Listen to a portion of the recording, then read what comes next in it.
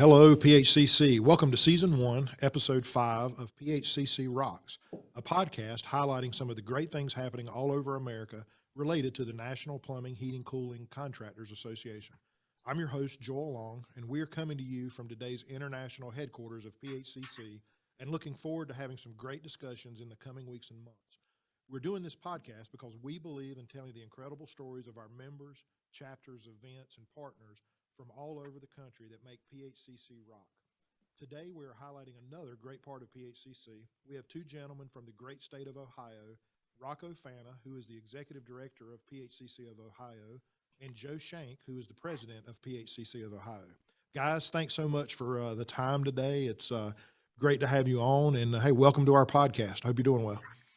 Thank you, Joel. Doing great. Thank you for having us. How's the weather up there? Cold. Cold And snowy here in Cleveland. Cold and snowy, and forecast of cold and snowy for the next couple months. Correct. Perfect. But Perfect. it is winter, so that's what we expect. Well, down here in North Carolina, we just came out of 75, and today I think it'll get down to 35, and then tomorrow it'll be back up to 70, and so we have no idea what's going on here. So that's normal. So listen, guys, I really appreciate the time. It's really important that we get these stories out of what's happening with great chapters like you guys, and just so really excited today. And one of the things I've really enjoyed as we're doing this is really hearing the stories about how people ended up where they are currently. So if you could, maybe Rocco, you go first and just tell us, give us some background on how you ended up at PHCC. Sure. So any association executive that you talk to should or will immediately tell you that they just stumbled into it. I don't think anybody goes out and says, hey, I'm going to be an association executive, for whatever the reason is. There might be some of that today.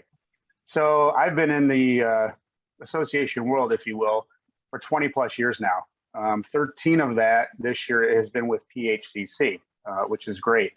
I just happened to fall into it. I was running a congressional campaign and met with a representative from the Associated Builders and Contractors, another construction trade association.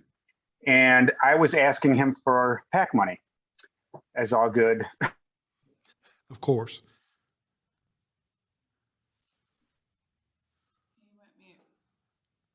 Rocco, we lost you. You muted yourself, man. You muted yourself. Perfect. And we had lost the campaign, but I kept in contact with him. He called me out of the blue and said, hey, I'm leaving my position with the National Association. I think you'd be a great fit for this job.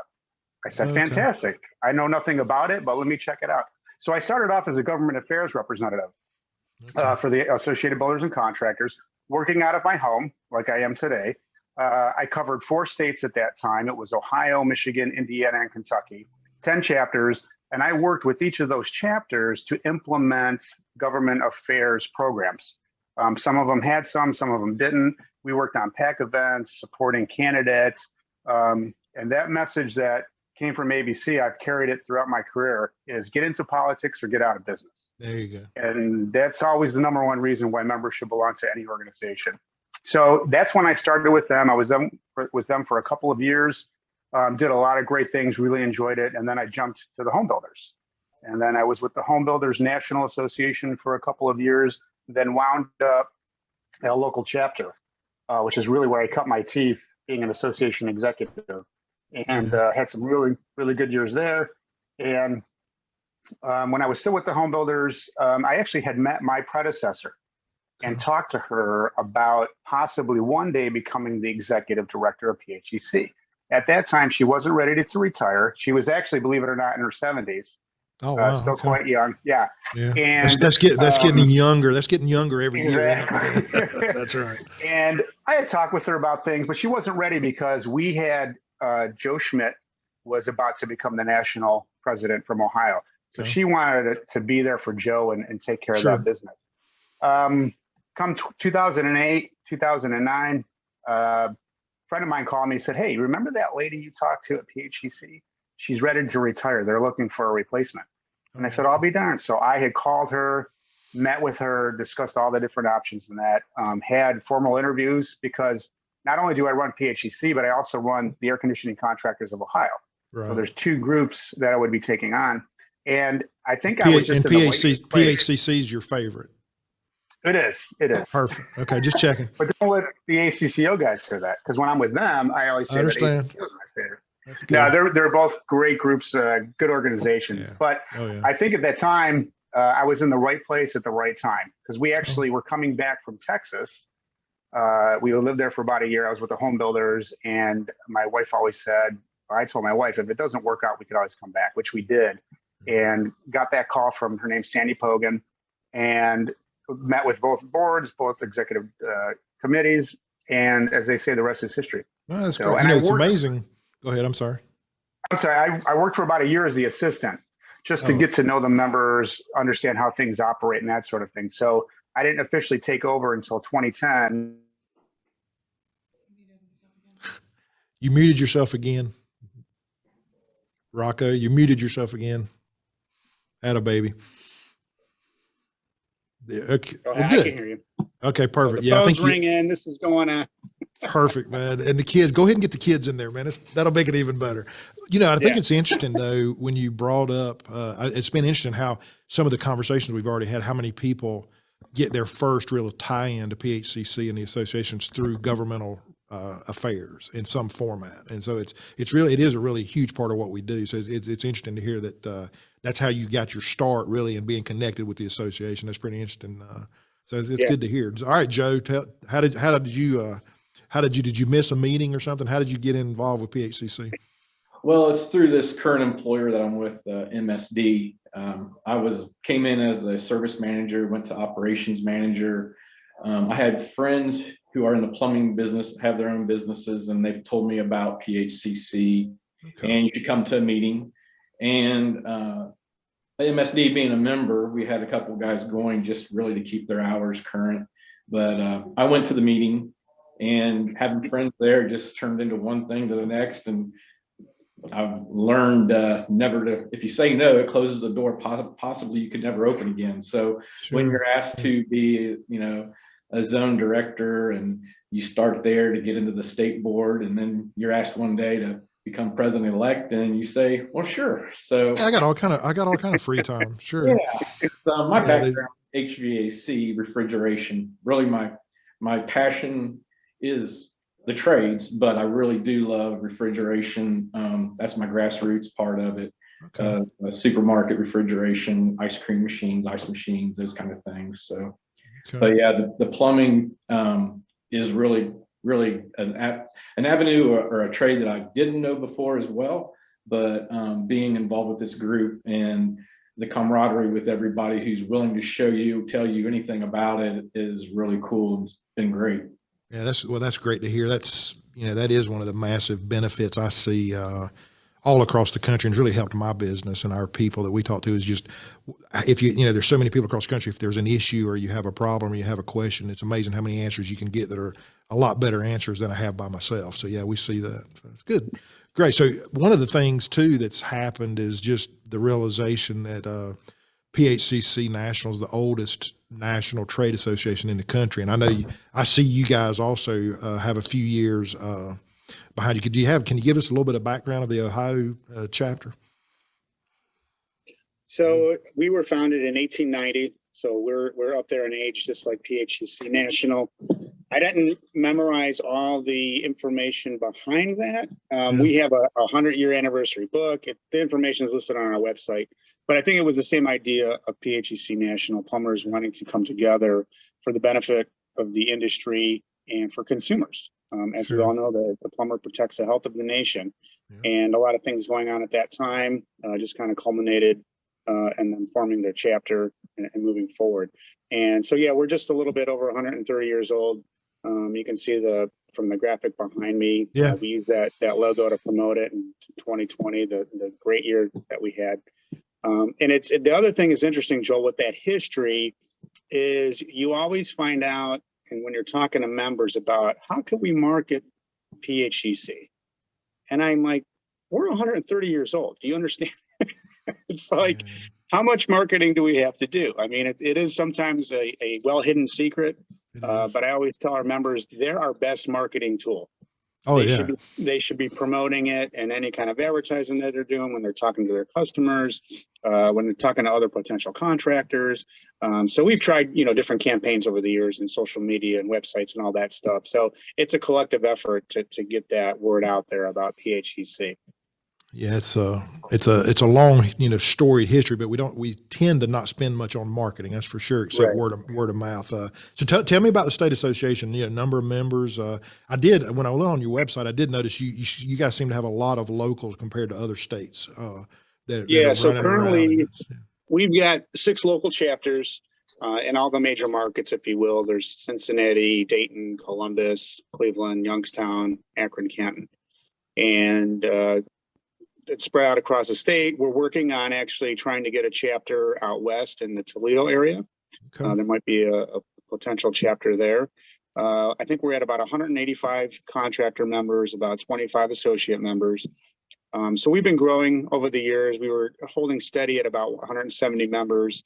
And just with the way things have been going, obviously for the last couple of years, it's been up and down, I think, like a lot of people, but we've been able to hold those numbers. And one of the things I've realized over the years is that membership that we have is very loyal and dedicated to the PHCC. We have a lot of longtime members, and I'm talking 20, 30, 40, 50 years. Oh, wow. And I think that's a great testament to the association and to the membership for being there year in and year out. With all the changes and everything going on. So that's one key thing that I've noticed over the years. You guys seem to be, my history, seeing you guys with, from Ohio, you seem to be more stable, and than some of the other state associations. Would you say that that's because of some of the locals being stronger? I mean, I would agree with that. Yeah. And, it's always funny when I first started in this position, and even now, I always say I can't take credit for any of that. I've just been able to maintain and hold what was set up before me and all the history before me. And the people that make it work are the members. We have a great partnership with ACCO that I talked about, and all these other execs always ask me, how do you do that? How do you do that? And I'm like, I inherited the system. I said, the members every year, they make it work. They get along. They want to work together. These guys know each other when we go to our annual convention year in and year out. But our chapters are very strong at the local level. And that's interesting because I actually, besides the state organization, I run the Cleveland chapter, the Northeast Ohio Master PHCC. So I know those guys really well, right in my backyard. And again, it goes back to the membership that they're very involved. They understand the issues. When you ask them to get involved, they will get involved. You know who the key people are to do it. But for the most part, it's the membership that makes those locals really strong. Yeah, Joe, are you in one of the locals, Joe? Yeah, I'm in the Dayton chapter. Okay, and it's the best chapter. It is by far. Yeah. Okay. But I would say one of the most fun chapters. Okay. Well, that's what matters. That's right. It kept me here. There you go. But to chime in on Rocco's talking about the history and something that come to light to me, being the president, they say, hey, you need to go around and visit the chapters through the year. So I've done that. I have a couple more to go to, but the one that stuck out to me the most was the Cincinnati chapter. It's on the agenda they sent me because I was to swear in their new board for this year. Yeah. It said 141st banquet. And I was like, wow, 141 years. I mean, that goes back to 1880. Wow. And when I had the floor to speak, I just told them, I mean, that's just so solid to me. And it was actually a couple of guys coming together that wanted to build this, and they have their own apprenticeship program down there that they do. And they're all competitors, but they all come together, as a uniform body to build up this industry, this trade, and support it. And it's a really cool thing to see that I got to be a part of. That's interesting. Yeah, the locals that are really successful, something has happened, like you're talking about, where they get past competing. Mm-hmm. They help each other from an understanding of their businesses and how to win. And it's really interesting what it turns into from a community standpoint. It really, they end up doing more work for the community that they're in, and they build the brand of our businesses, our industry in a lot better format. I've seen that all over the place. That's really good to hear. So I did want to I did want to ask one thing. In North Carolina, years ago, we have our PHCC jackets in North Carolina, and I'm an NC State grad, and we're red and white are our colors, and we used to have these ugly green, almost like the Masters jacket, but I think they were Master jackets knockoff because they were just a terrible ugly, and so we decided to get away from those because we couldn't find them anymore. And so I lobbied, and me and two other guys to go to red jackets, and we lost because of you guys. Did not want to have. We didn't want to be like Ohio, and and I was like, it'll be great. We'll go to national.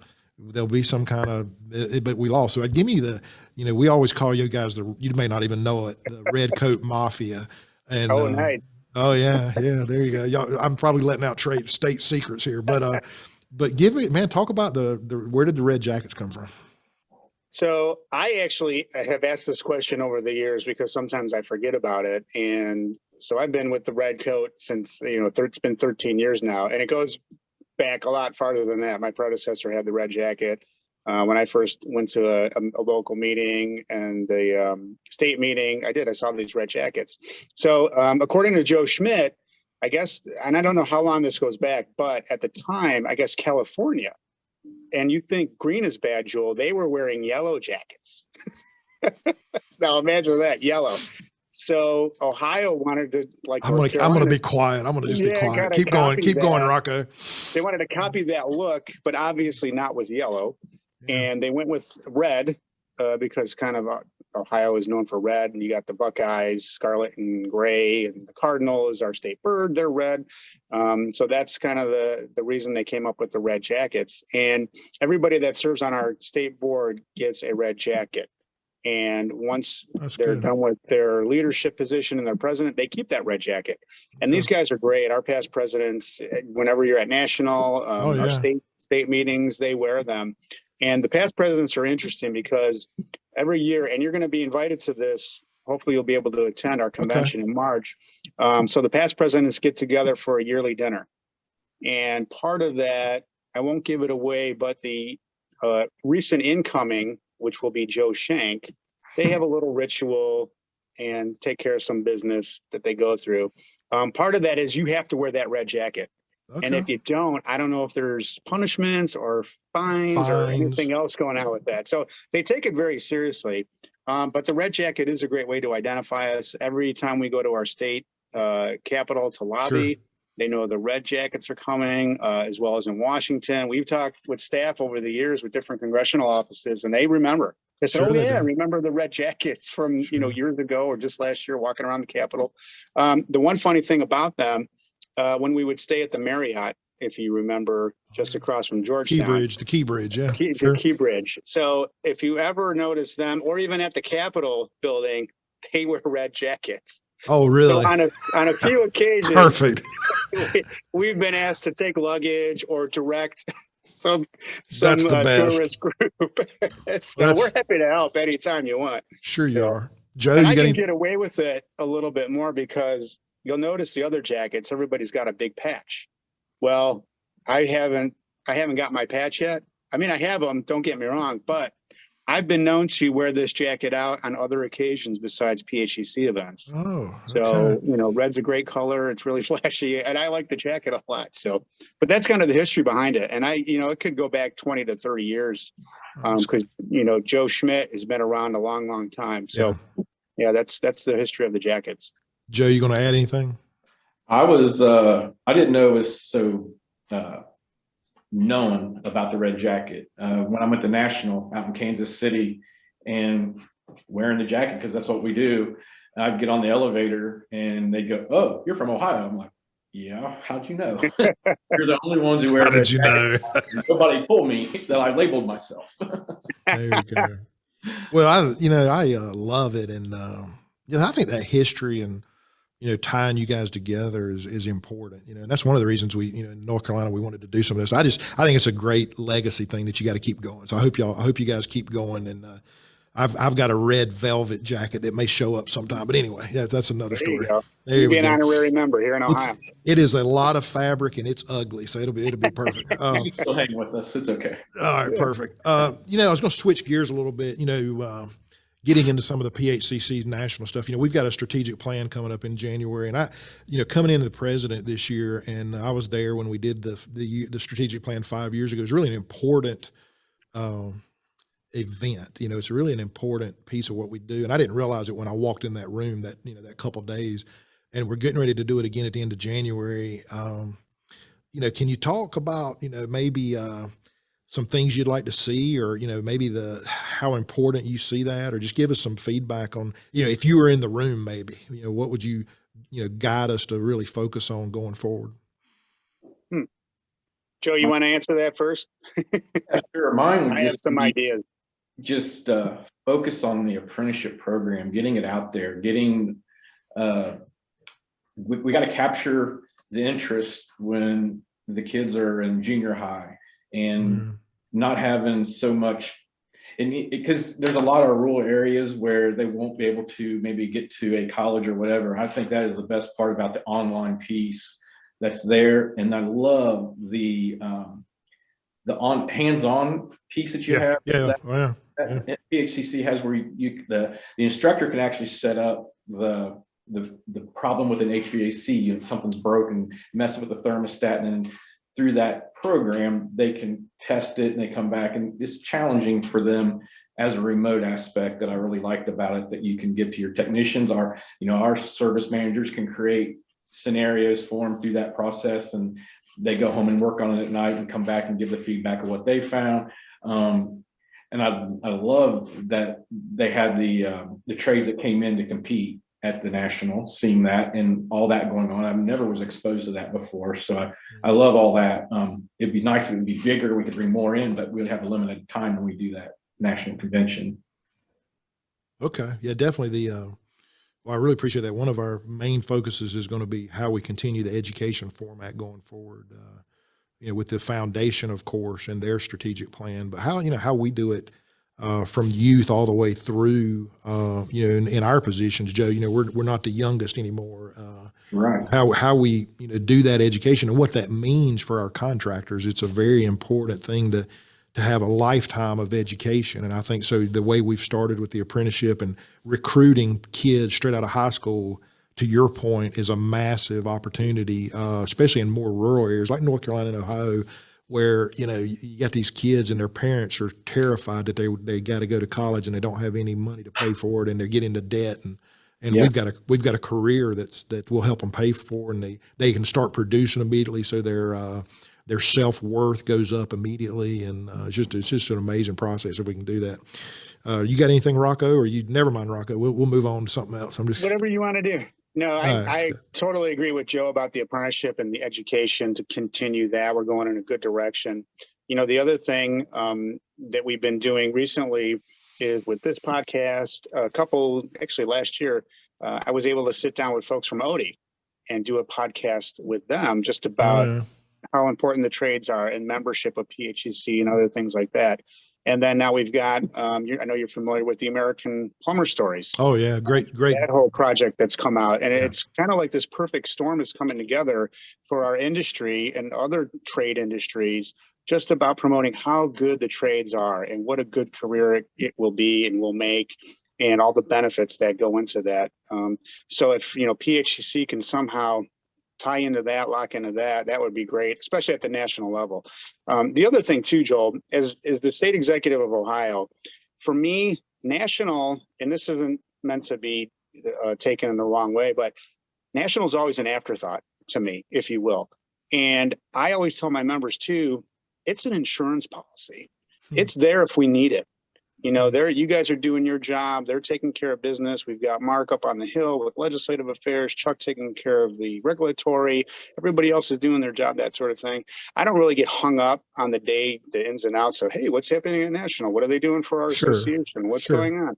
I know who to call. I know where to get information from. We've built those relationships over the years. And whenever I make a call or email to Mark, he's right on it. When I, now talking to Mark, our new executive, I know he'll be there and he'll be right on it. And that's kind of how because our members, it's all about the local. Because even sometimes state association, what's that? What's going on there? Yeah. So, because everything happens at the local level. Sure it does. And we try to imitate what we're, from national and the state and put it at the local level. So that's why I don't get too hung up on what you guys are doing, which direction you should be going. Sure. The staff's great. They know which direction they're going. The leadership, yourself, and the other officers and directors, you guys got it fully under control. And well, and I think too, make sure there's, 5 years ago, there was a big shift in that strategic plan, and, national organizations, well, any organization drifts in and out and focused and unfocused. And we really refocused. I mean, we were always focused on members, but we really focused more on being a member-centric organization first instead of an association-centric. And that really, by setting some different goals and all that, and we really accomplished a lot over the years. But my background, I think the state associations is really why we're here as a national association.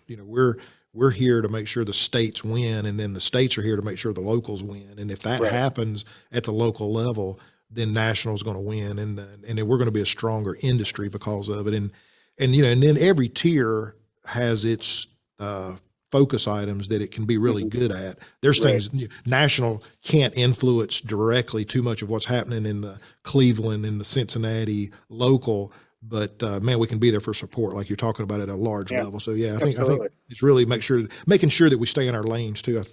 Not that we would ever get out of them, but so that's good stuff, guys. Appreciate that.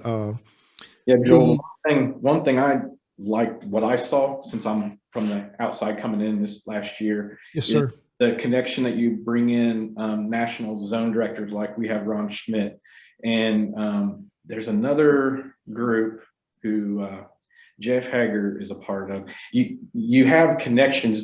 It's just not like nationals out there running on their own looking for you have connections to the groups and the states and everything. So I really do see the connection and how it flows, because that's my first thing coming in. Now I get to see how this works, and going to national convention, I got to see more how it works, and looking forward to coming into Cleveland.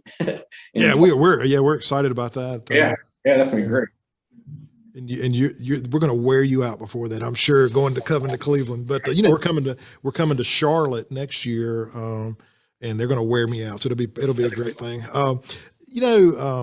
I appreciate that feedback on because on how we do this as a 3-tier, as a federation, because it's really I get lost sometimes that it's us and them, depending on it's the locals and the state, and it's really your association. That's that's exactly where I was coming from, because I realized after I got into this position, which I encourage anybody to step up in their local chapters, because you're going to learn a lot. And it's amazing how much you learn. Yeah, I feel like I think I should be getting smarter, but every time I talk to you get dumber. It seems like, or you learn, but the opportunity to learn is amazing. So hey, at Connect, we had John Gordon came in, one of my favorite authors, and his story of how he got into such a positive leadership position when he was really a negative person growing up and stuff is really interesting to me. And then coming out of 2021, I've never been so ready to get by a year. And I think a lot of people are that way. What do you guys see coming up and to move Ohio and maybe your business, Joe, into a positive direction? Because I think that's important for our people to hear. Yeah. So right now we're like with everybody. Our positive direction is finding people. We have a very long list of open positions. We actually, unfortunately, had one particular department that I rely on had to pull out from that work because the staff just wasn't there. So yeah, we're more in a rebuilding stage still for this year to get back to where we were. Okay. So the apprenticeship programs, recruiting using the apprenticeship programs and all that is really valuable. Oh, yes, it is. We have our own. We just went this year in-house our own. The ownership took and they hired a person to focus on apprenticeship. We actually now, because one of the problems we got feedback on was they didn't want to come in at night and go through classes. That's one of the greatest things about the online is they have the opportunity for their flexible schedules, but we decided to bring it in-house Okay. And so they're being paid through the week to come to class and go out in the field and work. And so, yeah, we're starting from rock bottom, trying to bring this back up to full speed. Rocco, you got anything that for Ohio? So one of the things we've been working on for many, many, many, many years is our residential licensing bill. And we've been working on that for 10 plus years and longer than that. It goes well beyond, I tell members before I arrived at PHCC. And we're really optimistic that this could be the year that we get that passed into law. Last year, we made some steps in the right direction. We finally got to do proponent testimony. And that's interesting how that all works because it's a moment's notice. So committee was meeting on a Wednesday. They notified us on the Thursday before. And so, you know, during the years, you have all these plans in place of who's going to testify, what you're going to put together. But when they knock on your door saying, hey, it's go time, you really see how quick you could put things together. And we had at least 5 members from both associations and myself that went to Columbus on that Wednesday. And we testified in favor of the bill. Then you wait. And you wait and you wait. And they finally had opponent testimony, which was just at the end of October. And the great thing about the opponent testimony was there was no opponent testimony. Oh, wow. So that just tells us that the committee chairman gets it. He understands the importance of it. The whole premise behind residential licensing is in Ohio, we have commercial licensing, but no residential. And it's all about consumer safety. We want to make sure that the contractors going into those homes, whether it's plumbing, HVAC, or electrical, are qualified, professional, educated, licensed contractors. And you'll be surprised how many don't know that a contractor that comes in their house does not have to be licensed. Sure. And we did a short survey. We got back a lot of responses, and a majority did not know that a contractor was not licensed to do work in their home. So that's our whole focus is consumer safety. With that, we did do, you had mentioned this before in previous conversations, a video last year of a homeowner, what they had to deal with an actual carbon monoxide poisoning. Yeah. And they lucked out. I mean, that family really did. Yeah, it's a scary video if you see it. When you hear the story and you see Aaron, and he testified as well. He said, anything you want me to do, I'm there for you. He's like, I can't believe that there's not licensed contractors don't have to be for residential. So we've gotten a lot of mileage out of that video just to show the effects of real homeowners and what could happen. So hopefully we've used that. We've showed that to legislatures. We actually won our grassroots award last year for that video to help push our cause. So I'm optimistic and positive that this will be the year for that. And it's always interesting going to that. Like I said, we've been working on it for 10 plus years, and we've had bills introduced over the years, but they've just sat in committee and have not gone anywhere, and different leadership comes and goes. And I always attribute that to why a lot of members don't like or understand politics or government relations, because when you guys get a call, you got to fix it immediately. Yeah. Whether, it's a broken toilet or a hot water tank or some other system that's at issue, you can't say, I'll get to you in 2 or 3 weeks. We'll take care of it then. So a lot of members can't wrap their arms around why has this taken so long? And especially you talk to the younger members, because the older guys have been around and they get it and they understand it, but we're getting slower. We're getting slower anyway, so it kind of matches what we're doing. Like, hey, we got to get this done. You've been working on it too long. Let's quit dragging our feet. So we're optimistic that this is the year that it's going to happen as far as residential licensing.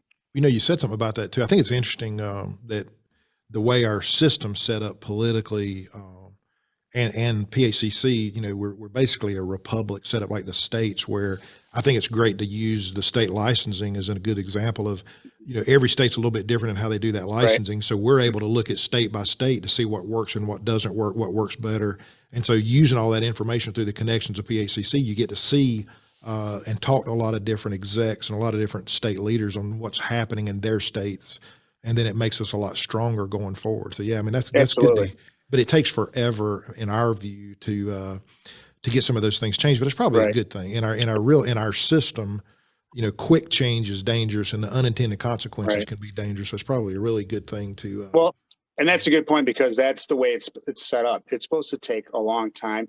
not, for something like this, it's important, licensing, protecting It is. consumers. You kind Sure. of scratch your head at it, but there's other things. And every year we give out statistics about the number of bills that have passed, and it's always a small number.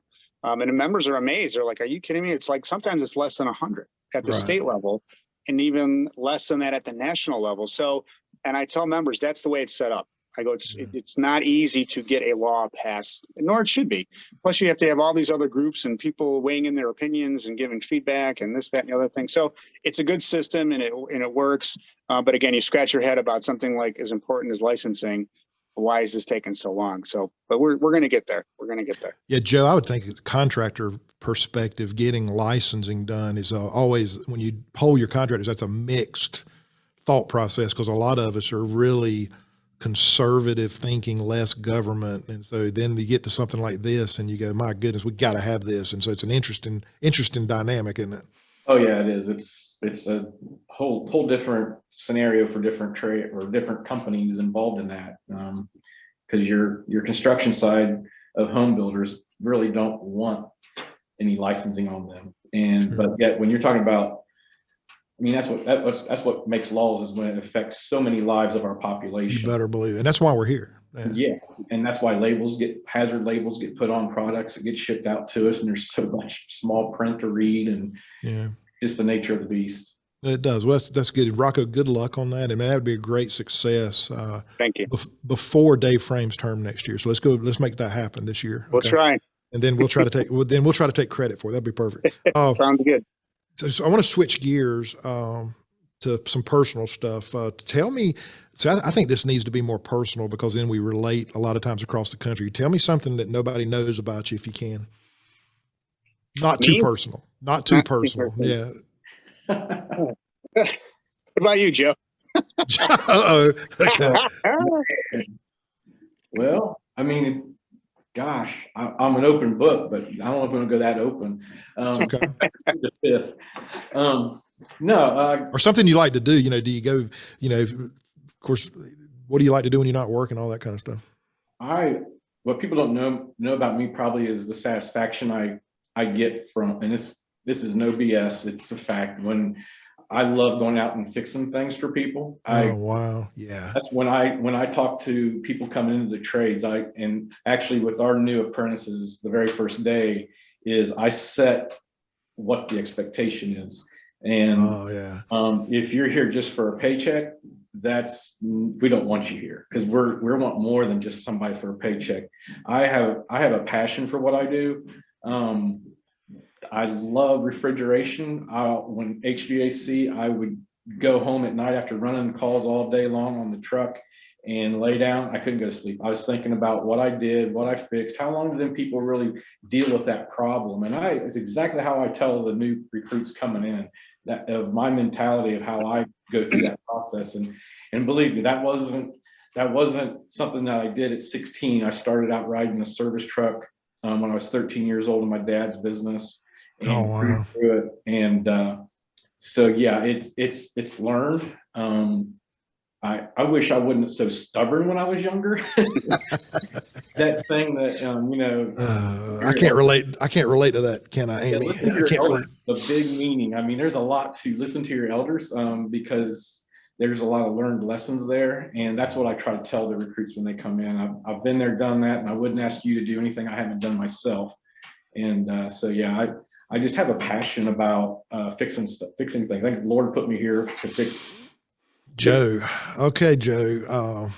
I've asked that question of a lot of people, and man, that hits a nerve with the people in our industry of a lot of why they're here. I mean, I'm going to tell you, that's the real deal that I hear all over, or maybe not even hear about it because people don't talk about it, but that is really what drives a lot of the successful people in our industry, in our companies, whether they're small, big, whatever, and driving success. That's good stuff, man. I appreciate it. Hey, Rocco, top that.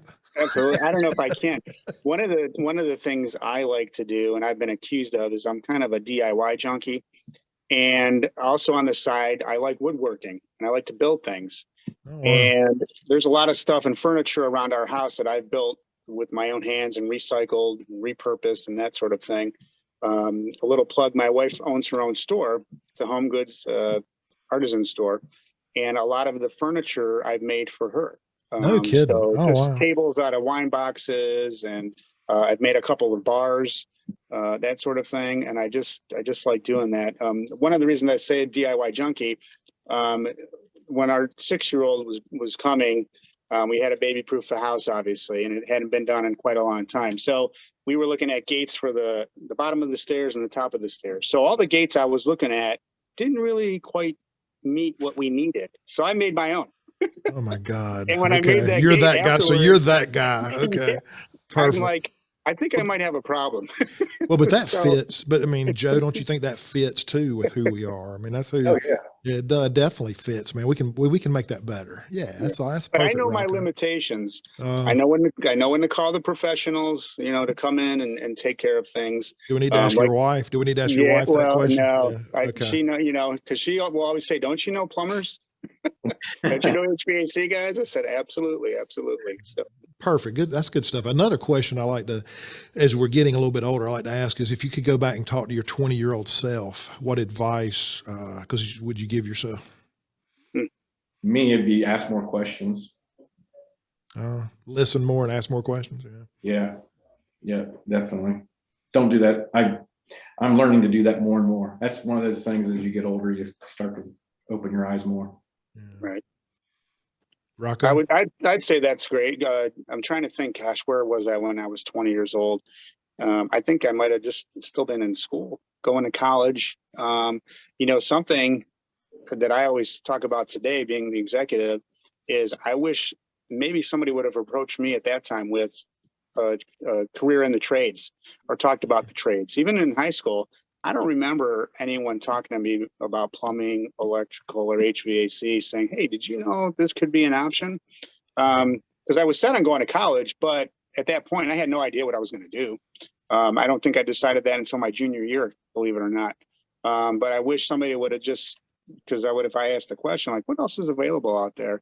I just said that because hearing all the success stories today from our members, on what they have accomplished. And then you look at the workforce shortage that we have. And, I kind of talk to my kids about that too. And my wife and I go back and forth on that. Because I'm saying, if they're not ready for college, there's other careers that they could look at going into. So Yeah, and I think that's a really good point. That's changing. I don't remember that either. I don't even, growing up in our business, I was, Joe, very similar to you. I grew up in our business, from way before I could drive or anything, and just loved it from the start. But I don't remember anybody saying, I don't remember that conversation. I wish I've talked about it a little bit. I wish earlier, I would have realized how smart the old man was and a lot of the older guys in our business and around. I just didn't connect. I guess that just happens with a lot of generations, but I wish earlier I would have realized that, it's a hard thing to realize, for sure.